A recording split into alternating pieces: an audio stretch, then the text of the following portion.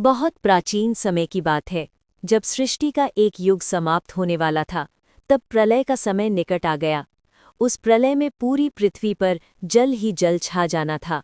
देवता, ऋषि और सभी जीव भयभीत थे कि इस प्रलय में वे कैसे बचेंगे और भविष्य की सृष्टि का आधार कैसे सुरक्षित रहेगा। उसी समय राजा सत्यव्रत, जो आगे चलकर मनु कहलाए, नदी के किनारे तपस्या कर रहे थे। एक दिन जब वे जल में अर्घ्य अर्पित कर रहे थे, तो उनके कर कमलों में एक छोटी सी सुनहरी मछली आ गई।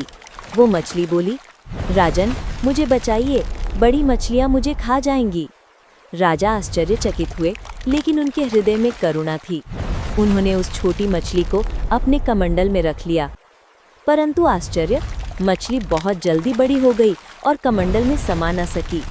राजा ने उसे गंगा में डाला, परंतु वहां भी मछली और विशाल हो गई। तब राजा समझ गए कि ये कोई साधारण मछली नहीं है। उन्होंने प्रार्थना की, हे देव, आप कौन हैं? कृपया अपना वास्तविक स्वरूप दिखाइए। तभी वो मछली प्रभु विष्णु के रूप में प्रकट हुए और बोले, राजन, प्रलय का समय आने वाला है। इस जल में सब कुछ डूब जाएगा, परंतु चिंता मत करो।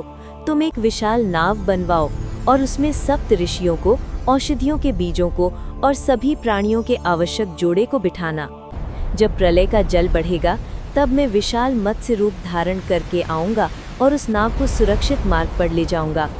राजा ने प्रभु की आज्ञा का पालन किया। जब प्रलय आया, तब चारों ओर केवल जल ही जल था। आकाश और धरती का भेद मिट गया। सभी ओर तेज लहरें उठ रही थीं।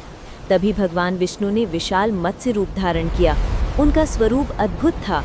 सिंह जैसी विशाल देह, सुनहरी चमकते शल्क और विशाल पंख।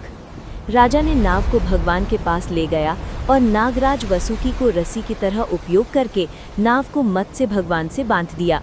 अब भगवान विष्णु नाव को सुरक्षित मार्ग से ले जाते रहे। सप्तऋषि वेदों के मंत्रों का उच्चारण करते रहे और भगवान ने उन्हें धर्म, ज्ञान और सृष्टि के रहस्य बताए। प्रलय का जल धीरे धीरे शांत हुआ। जब नया युग आरंभ हुआ, तो नाव हिमालय की पर्वतमालाओं में सुरक्षित ठहर गई। इस प्रकार जीव जंतु, औषधियां और वेद ज्ञान सुरक्षित रहे और नई सृष्टि की शुरुआत हुई।